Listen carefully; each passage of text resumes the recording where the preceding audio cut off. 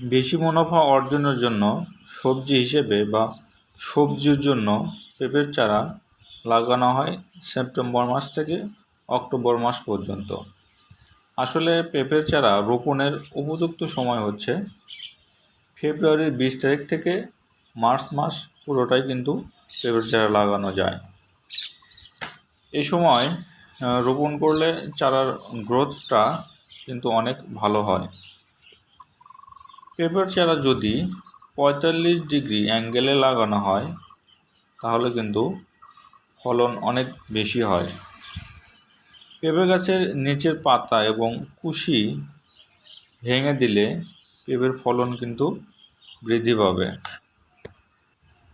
পেঁপে চাষ যদি সঠিক সময়ে এবং সঠিক পরিচর্যার মাধ্যমে করা হয় তাহলে কিন্তু পেঁপে চাষ থেকে অনেক অর্থ উপার্জন করা সম্ভব।